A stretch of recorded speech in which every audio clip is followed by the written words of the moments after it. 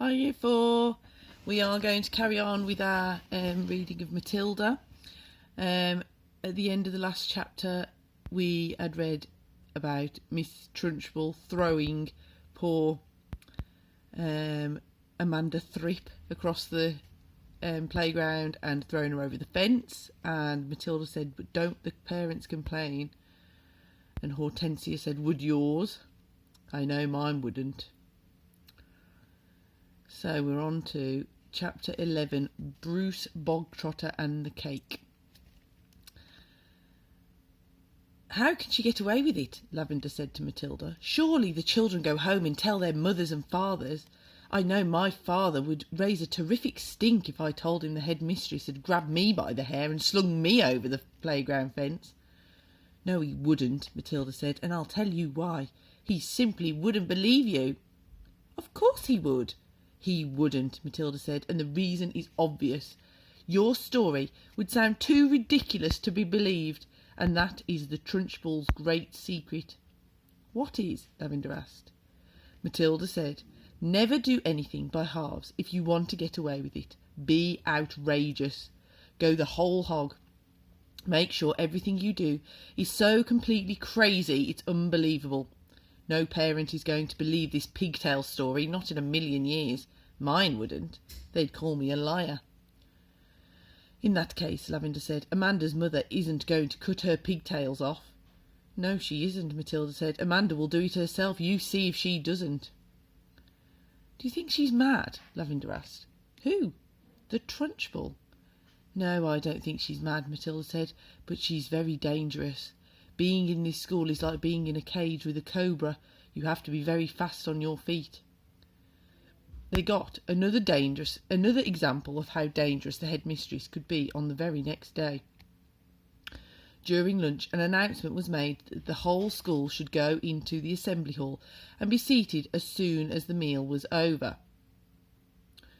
When all the 250 or so boys and girls were settled down in assembly, the Trunchbull marched on to the platform. None of the other teachers came in with her. She was carrying a riding crop in her right hand. A riding crop is what they whip horses with when they want to go, when jockeys are riding, to make them go faster. A long time ago it was also used for whipping children. She stood up there on a centre stage in her green breeches with legs apart and riding crop in hand, glaring at the sea of upturned faces before her. "What's going to happen?" Lavender whispered. "I don't know," Matilda whispered back.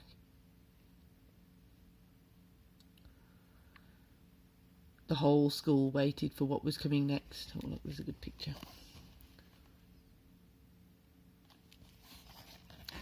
"Bruce Bogtrotter!" the Trunchbull barked suddenly. "Where is Bruce Bogtrotter?" A hand shot up among the seated children. "Come up here!" the Trunchbull shouted, "and look smart about it." An 11-year-old boy, who was decidedly large and round, stood up and waddled briskly forward. He climbed up onto the platform. "Stand over there!" the Trunchbull ordered, pointing. The boy stood to one side. He looked nervous. He knew very well he wasn't up there to be presented with a prize. He was watching the headmistress with an exceedingly wary eye, and he kept edging farther and farther away from her with little shuffles of his feet, rather as a rat might edge away from a terrier that is watching it across the room. His plump, flabby face had turned grey with fearful apprehension. His stockings hung about his ankles. "This clot!" boomed headmistress, pointing the riding crop at him like a rapier. A rapier is a very thin sword, a very quite an old-fashioned one now. A lot like when you are fencing, you might have that sort of type of sword. "This blackhead, this foul carbuncle, this poisonous pustule that you see before you is none other than a disgusting criminal, a denizen of the underworld and a member of the mafia." "Who, me?" Bruce Bogtrotter said, looking genuinely puzzled. "A thief!" the Trunchbull screamed. "A crook! A pirate! A brigand! A rustler! Steady on, the boy said. I mean, dash it all, headmistress. Don't you deny it, you miserable little gumboil. Do you plead not guilty? I don't even know what you're talking about, the boy said, more puzzled than ever. I'll tell you what I'm talking about, you suppurating little blister, the Trunchbull shouted. Yesterday morning, during break, you sneaked like a serpent into the kitchen and stole a slice of my private chocolate cake from my tea tray. That tray had just been prepared for me personally by the cook. It was my morning snack, and as for the cake, it was my own private stock. That was not boy's cake. You don't think for 1 minute I'm going to eat the filth that I give you. That cake was made from real butter and real cream. And he, that robber bandit, that safecracker, that highwayman standing over there with his socks around his ankles, stole it and ate it. I never did, the boy exclaimed, turning from grey to white. Don't lie to me, Bogtrotter, barked the Trunchbull. The cook saw you. What's more, she saw you eating it. The Trunchbull paused to wipe a fleck of froth from her lips. When she spoke again, her voice was suddenly softer, quieter, more friendly, and she leaned towards the boy, smiling. You like my special chocolate cake, don't you, Bogtrotter? It's rich and delicious, isn't it, Bogtrotter? Very good, the boy mumbled. The words were out before he could stop himself.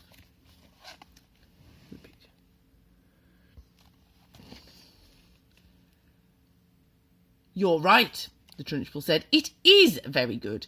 Therefore, I think you should congratulate the cook. When a gentleman has a particularly good meal, Bogtrotter, he's always sending his compliments to the chef. You did know that, didn't you, Bogtrotter? But those who inhabit the criminal underworld are not noted for their good manners. The boy remained silent.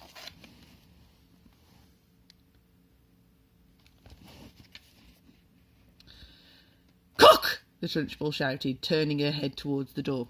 Come here, cook! Bogtrotter wishes to tell you how good your chocolate cake is.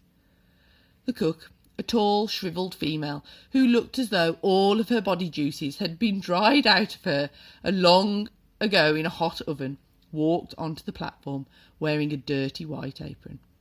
Her entrance had been clearly arranged beforehand by the headmistress. Now then, Bogtrotter, the Trunchbull boomed, tell cook what you think of her chocolate cake. Very, very good, the boy mumbled. You could see he was now beginning to wonder what all this was leading up to. The only thing he knew for certain was that the law forbade the Trunchbull to hit him with the riding crop that she kept smacking against her thigh. That was some comfort, but not much, because the Trunchbull was totally unpredictable. One never knew what she was going to do next. There you are, cook, the Trunchbull cried. Bogtrotter likes your cake. He adores your cake. Do you have any more of your cake you could give him? I do indeed, the cook said. She seemed to have learned her lines by heart. Then go and get it, and bring a knife to cut it with. The cook disappeared. Almost at once she was back again, staggering under the weight of an enormous round chocolate cake on a china platter. The cake was fully 18 inches in diameter and was covered with dark brown chocolate icing.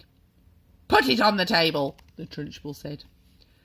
There was a small table, centre stage, with the chair behind it.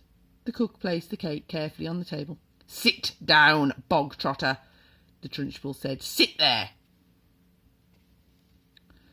The boy moved cautiously to the table and sat down. He stared at the gigantic cake.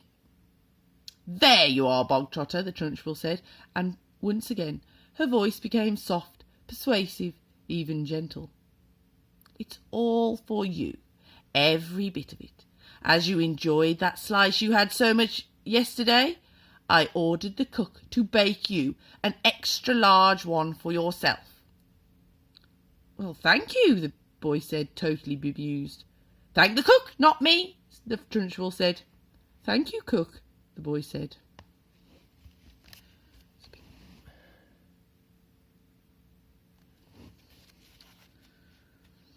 The cook stood there like a shrivelled bootlace, tight-lipped, implacable, disapproving. She looked as though her mouth was full of lemon juice. "Come on then," the Trunchbull said. "Why don't you cut yourself a nice thick slice and try it?" "What now?" the boy said, cautious. He knew there was a catch in this somewhere, but he wasn't sure. "Can't I take it home instead?" he asked. "That would be impolite," the Trunchbull said with a crafty grin. "You must show Cookie here how grateful you are for all the trouble she's taken." The boy didn't move. "Go on, get on with it," the Trunchbull said. "Cut a slice and taste it. We haven't got all day." The boy picked up the knife and was about to cut into the cake when he stopped. He stared at the cake. Then he looked up at the Trunchbull. Then at the tall, stringy cook with her lemon-juice mouth. All the children in the hall were watching tensely, waiting for something to happen. They felt certain it must. The Trunchbull was not a person who would give someone a whole chocolate cake to eat just out of kindness. Many were guessing that it had been filled with pepper or castor oil or some other foul-tasting substance that would make the boy violently sick. It might even be arsenic, and he would be dead in 10 seconds flat.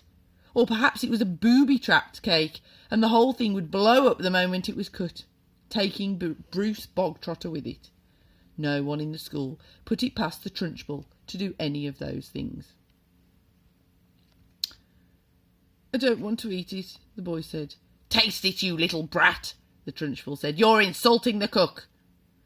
Very gingerly, the boy began to cut a thin slice of the vast cake. Then he levered the slice out. Then he put down the knife and took the sticky thing in his fingers and started to very slowly to eat it.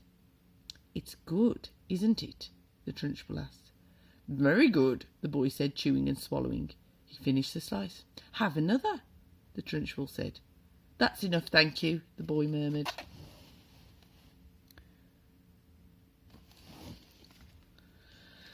"I said have another," the Trunchbull said, and now there was an altogether sharper edge to her voice. "Eat another slice. Do as you are told." "I don't want another slice," the boy said. Suddenly, the Trunchbull exploded. "Eat!" she shouted, banging her thigh with the riding crop.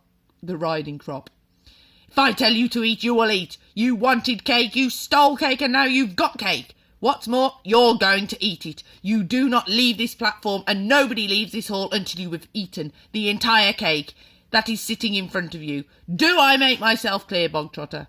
Do you get my meaning?" The boy looked at the Trunchbull. Then he looked down at the enormous cake. "Eat! Eat! Eat!" the Trunchbull was yelling. Very slowly, the boy cut himself another slice and began to eat it. Matilda was fascinated. "Do you think he can do it?" she whispered to Lavender.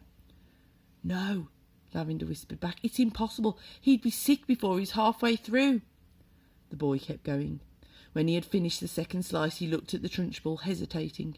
"Eat!" she shouted. "Greedy little thieves who like to eat cake must have cake. Eat faster, boy. Eat faster. We don't want to all be here all day. And don't stop like you're doing now. Next time you stop before it's all finished, you'll go straight into the chokey, and I shall lock the door and throw the key down the well." The boy cut a third slice and started to eat it. He finished this one quicker than the other two, and when that was done, he immediately picked the knife up and cut the next slice. In some peculiar way, he seemed to be getting into his stride. Matilda watched closely, saw no signs of distress in the boy yet. If anything, he seemed to be gathering confidence as he went along. "He's doing well," she whispered to Lavender. "He'll be sick soon," Lavender whispered back. "It's going to be horrid." When Bruce Bogtrotter had eaten his way through half of the entire enormous cake, he paused for just a couple of seconds and took several deep breaths. The Trunchbull stood with hands on hips, glaring at him.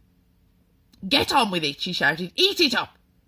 Suddenly the boy let out a gigantic belch, which rolled around the assembly hall like thunder. Many of the audience began to giggle. "Silence!" shouted the Trunchbull. I'll show you.